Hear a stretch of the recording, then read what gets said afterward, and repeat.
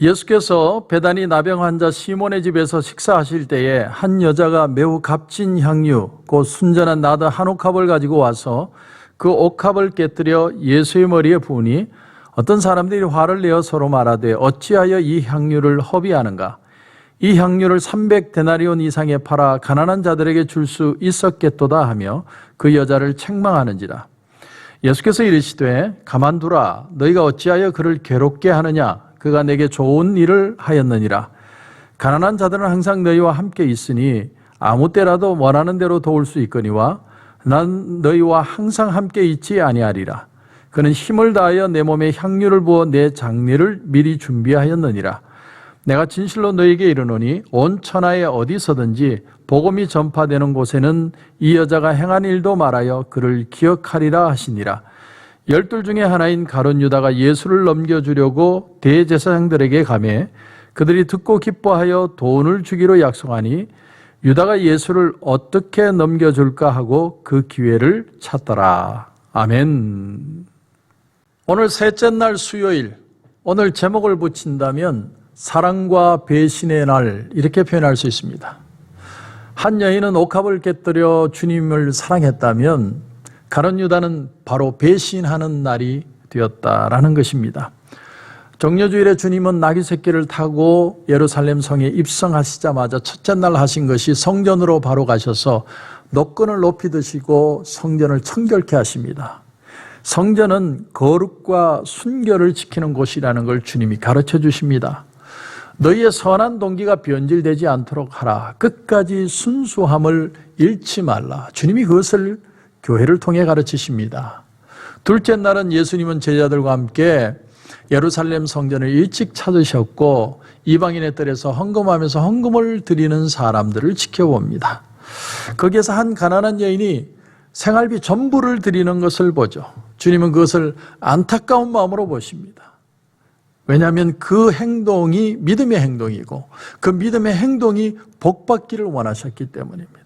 아름다운 헌신을 주님은 거기서 보시는 거죠. 그리고 셋째 날, 이날은 주님이 성전에 올라가지 않으십니다. 오늘 3절에 보면 베다니 나병 환자 시몬의 집에서 식사하셨다 이렇게 표현합니다. 같은 내용을 다루고 있는 요한복음 12장의 1절부터 보면 6월절 엿새 전에 예수께서 베다니에 이르시니 이곳은 예수께서 죽은 자 가운데서 살리신 나사로가 있는 곳이라. 거기서 예수를 위하여 잔치할새 마르다는 일을 하고 나사로는 예수와 함께 앉은 자 중에 있더라. 그러니까 이렇게 종합해 볼 수 있습니다. 주님은 지금 숙소를 어디로 정하셨냐면 베다니라는 장소, 마을의 숙소를 정하신 겁니다. 그리고 오늘 본문에는 나병 환자 시몬만 나오지만 사실은 이 자리엔 나사로, 마르다, 마리아가 다 있습니다. 그리고 제자들과 같이 있는 거죠. 한 사람은 죽었다가 살아난 사람이고 한 사람은 나병에서 주님을 통해 나음을 입은 사람들입니다. 그 사람들이 주님을 자신의 집에 초대하는 것이죠. 베단이라는 동네는 아주 가난한 마을입니다. 이 가난한 마을에 주님이 숙소를 정하신 걸 보면 돈이 없어서 그렇다기보다는 주님이 이 세상을 마지막 떠나시기 전에 가난하지만 정이 많고 사랑이 넘치는 사람들과 마지막을 보내고 싶은 어떤 주님의 마음을 느끼게 됩니다. 주님이 한없는 사랑으로 사람들을 사랑하지만 또한 마지막으로 사랑을 주고받으며 떠나고 싶은 마음도 있지 않으셨을까 그렇게 생각을 합니다. 그런데 그 식사 초대의 잔치 자리 중간에 한 여인이 아주 귀한 나드 한 옥합을 향유 한 옥합을 가지고 깨뜨려서 요한복음 12장에 보면 그 이름이 마리아였다라고 표현을 합니다. 그런데 오늘 3절을 다시 보면 3절에 예수께서 베다니 나병 환자 시몬의 집에서 식사하실 때에 한 여자가 매우 값진 향유 곧 순전한 나드 한 옥합을 가지고 와서 그 옥합을 깨뜨려 예수의 머리에 부으니 나드 향유라는 것은 히말라야 산맥이나 인도에서 나오는 나드라는 향나무의 뿌리나 아니면 잎에서 뽑아낸 그 내용을 가지고 향수를 만드는 거죠. 근데 그게 너무나도 귀해서 한 사람의 1년치 월급과 맞먹, 1년치 봉급과 연봉과 맞먹는 금액이다라고 표현합니다. 그런데 그걸 깨뜨려서 예수님의 머리를 붓고 그리고 자신의 머리로 닦은 겁니다. 발을 씻긴 겁니다. 그러니까 한 여인의 갑작스런 헌신이었죠. 여러분, 이 세상에는 성공한 사람도 많고 출세한 사람도 많습니다. 인물 좋은 사람도 많고 잘난 사람도 많습니다. 그러나 다른 사람들의 마음을 감동시키는 사람들은 참 드뭅니다. 우리는 이 세상에 다 각자가 되고 싶은 게 있죠. 우리가 이 세상에 정치적으로, 경제적으로, 사회적으로, 문화적으로, 종교적으로 내 이름을 드러내고 사람들의 인정을 받고 칭찬을 받고 그런 자리에 가고 싶은 마음들이 누구나 다 있습니다. 누구나 다 마음속에 성공하고 싶은 마음이 있는 것이죠. 그런데 보통 사람들이 가지지 못하는 소원이 하나가 있는데 그것이 뭐냐면 다른 사람을 감동시키고 싶은 마음입니다. 다른 사람의 마음을 감동시키기 위해서 부자가 될 필요도 없고요. 출세할 필요도 없습니다. 이름을 드러낼 필요도 없습니다. 다른 사람들을 감동시키는 건 그 마음 하나만 있으면 가능합니다. 예수님은 우리를 감동시키는 분입니다. 요즘 말로 하면 울컥하게 만드시는 분이죠. 그분의 생애가 우리를 감동시킨 것이기 때문입니다. 왜 미국이나 한국이나 정치계가 시끄러우냐면 감동을 주려고 하는 게 아니라 감동을 받고 싶어 하기 때문에 자꾸 사람들에게 무언가를 받고 싶어 하기 때문에 오늘 본문이 놀라운 건 마리아는 지금 예수님의 마음을 감동시키고 있다라는 겁니다. 사람의 마음을 감동시키기도 어려운데 주님의 마음을 감동시키고 있으니까 얼마나 대단한 일이겠습니까? 예수님 뒤에는 수많은 사람들이 따라냈습니다. 정말 수많은 청중이 구름대처럼 따라다녔지만 그들 중에 이름이 성경에 드러나는 사람이 없습니다. 예수님의 뒤에는 12제자도 있습니다. 그들은 예수님의 말씀과 예수님의 행동과 모든 걸 보고 배우고 따르려고 하는 사람들이었습니다. 그러나 예수님의 제자들도 예수님을 감동시켰다라는 말은 나오지 않아요. 그런데 오늘 한 사람, 이 여인 마리아에게 주님이 감동을 먹으시고 오늘 6절에 보니까 가만두라 너희가 어찌하여 그를 괴롭게 하느냐 그가 내게 좋은 일을 하였느니라. 원문에 보면 아름다운 일을 했다 이런 뜻으로 적혔습니다. 그러니까 좋은 일을 넘어 아주 기억될 아름다운 일이라는 겁니다. 주님은 그렇게 받아들이셨다는 거죠. 여러분 언제나 복된 인생들을 보면 주님을 정말 사랑했던 사람들이에요. 주님을 사랑해서 그냥 아낌없이 자기를 드렸던 사람들입니다. 주님이 그 마음을 기뻐하시는 거죠. 오늘 이 옥합을 깨뜨린 사건은 우리는 분리해서 이 한 사건으로만 보시면 안 됩니다. 자, 일주일이라는 이 고난주간에 주님이 비장한 각오로 예루살렘 성에 입성하시고 아직 철없는 제자들과 베다니의 그 여정을 푸시고 묵으면서 십자가를 준비합니다. 그러니까 하나하나의 사건이 너무나도 주님의 마무리하는 삶의 중요한 사건이라는 거죠. 어제는 귀한 두 렙돈을 하나님 앞에 드리는 헌신을 바친 한 과부의 모습을 보셨다면 오늘은 주님이 몸을 깨뜨리셔서 십자가를 지시고 우리를 위해 죽어주실 텐데 그 죽음을 기념하는 한 여인의 행동을 보시고 계시는 겁니다. 하나님의 전이 귀하다는 걸 채찍을 들어서 깨끗하게 하심으로 보여주시고 그 다음에 헌금하는 여인을 통해 하나님 앞에 헌신을 귀하게 여겼다면 오늘 이 시간에는 자기 주님의 몸에 향유를 부어서 사망 것에 깨뜨릴 내가 교회다. 그 교회에 대한 헌신의 모습을 주님의 몸의 교회죠. 교회에 대한 헌신의 모습을 보이는 한 여인의 상징적인 행동을 표현하고 있다는 겁니다. 반면에 제자들은 어떻게 합니까? 막 화를 내죠. 만약 조금이라도 제자들이 지금 주님이 십자가 죽음을 향해 간다는 그것을 준비한다는 걸 느끼기만 했더라도 이렇게 하지 않았을 텐데 이 향유를 팔아 가난한 자에게 주면 얼마나 귀하겠느냐. 가룟 유다가 그렇게 막 화를 내며 얘기를 했지만 다른 제자들도 동요한 겁니다. 왜냐하면 다른 제자들이 말이 아무도 없었습니다. 말이 없다는 건 암묵적 동의를 한다는 거예요. 사람이 이 일이 옳다고는 얘기하는데 자기 마음에 싫으면 침묵하죠. 그러니까 다른 제자들도 대동소이하게 그 마음을 느끼는 겁니다. 근데 한 여인만 주님의 그 죽음, 주님의 그 구원의 길을 기뻐하며 헌신하고 있다는 거죠. 유대인들은 여자가 머리 푸는 걸 참 수치스럽게 생각했습니다. 그래서 사도 바울도 여자들이 예배 드리러 올 때는 머리에 수건을 쓰라고 말할 정도로 수치스럽게 생각하는데, 오늘 본문에 보면 예수님의 머리에 이 향유를 부었지만 요한복음 12장에는 자기 머리털로 예수님의 발을 닦습니다. 그러니까 자기 머리털을 걸레로 생각한 거예요. 그리고 예수님의 발을 닦았다는 거예요. 주님을 사랑하기 때문에 부끄러움도 위신도 다 넘어섰다는 겁니다.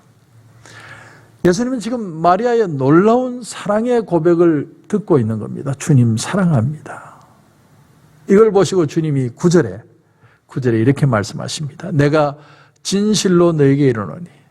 원문에 보면 아멘 이렇게 되어 있습니다. 주님이 진실로라고 표현한 건 아멘이라는 뜻이고, 이건 당구장 표시하고 별 표시하고 똑바로 들으라는 얘기입니다. 뭐라고 얘기하시냐면, 온 천하에 어디서든지 복음이 전파되는 곳에는 이 여자가 행한 일도 말하여 그를 기억하리라. 예수님이 얼마나 감동을 먹으면 이런 얘기를 하셨을까요? 오늘날 많은 사람들이요, 이게 얼마나 나에게 유익이 되느냐의 기준을 가지고 판단을 합니다. 그래서 시험 들고, 그래서 낙심하고, 그렇게 좌절하고. 여러분, 우리가 하나님 앞에 은혜를 받는 두 가지 방법이 있습니다. 첫째는 하나님 내게 은혜 달라고 기도하면서 은혜 받는 거예요. 하나님이 내게 은혜 주실 것을 기대하는 거죠. 그렇게 은혜를 받는 겁니다. 두 번째는 주님을 사랑함으로 은혜를 받는 겁니다. 내가 주님을 너무 사랑하는 마음 속에 마음을 통해 은혜를 받게 되는 거예요. 여러분, 자식은 엄마의 사랑을 받기를 원하죠. 마치 하나님의 은혜를 받는 것처럼 사랑을 받기를 원합니다. 근데 부모는 어때요? 자식을 사랑함으로써 기뻐하는 거죠. 마찬가지입니다. 우리가 선교지에 가면, 선교지에 갔다 오면 왜 은혜를 받고 돌아옵니까? 내가 무언가 사랑의 마음으로 그들에게 헌신했다는 것이 있기에 은혜가 되는 것입니다. 주님도 그 마음을 기뻐하시는 거예요. 주님은 지금 피 흘리심으로, 십자가에 달려 죽으심으로 우리에게 사랑을 표현하고 있습니다. 그 사랑을 정말 주님, 그 사랑으로 나를 구원해 주셔서 감사합니다로 끝나는 게 아니라, 주님 어떻게 그런 사랑을 나에게 주실 수 있습니까? 내가 누군데 내가 어떻게 그런 사랑을 받을 수 있습니까? 그 마음으로 내가 내 사랑을 헌신할 수 있을 때 주님은 그 기도를 기뻐 받으신다는 거예요. 막 주님의 것을 막 주님이 안 주시려고 그러는 것 같고, 내가 정말 안 주시면 혀 깨물고 죽을 거예요, 그런 마음으로 주님의 것을 뺏는 마음으로 은혜를 구하는 게 아니라, 주님 사랑합니다. 주님 너무 사랑해요. 주님, 내가 누군데 주님 나 같은 사람을 구원해 주시면, 나 주님 너무 사랑해요. 난 주님을 위해 살 거예요. 그런 마음에 주님이 감동을 먹으시고 우리에게 은혜를 주신다는 거예요. 오늘 셋째 날 수요일에 귀한 향유 한 옥합을 깨뜨려 한 여인이 머리카락으로 눈물로 주님의 발을 닦습니다. 주님의 죽음을 기념합니다. 사랑하는 성도 여러분, 오늘 고난주간 셋째 주 수요일, 셋째 날 수요일 날 우리가 하나님 앞에 얼마나 난 사랑을 표현하고 있는가, 그 사랑을 다시 한번 기억하고 하나님을 감동하게 하는 그런 귀한 축복의 삶이 되시길 주님의 이름으로 축원합니다. 기도드리겠습니다. 하나님 은혜를 감사합니다. 오늘은 한 여인의 귀한 헌신과 가룟 유다의 배신을 배웁니다.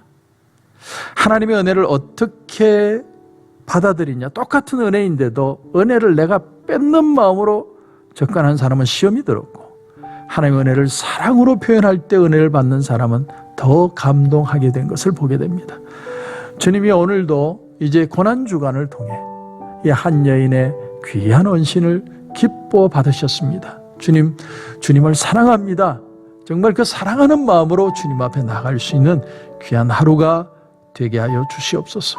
오늘도 기도하는 가운데 하나님 큰 은혜 주실 줄 믿고 예수님의 이름으로 기도드립니다. 아멘.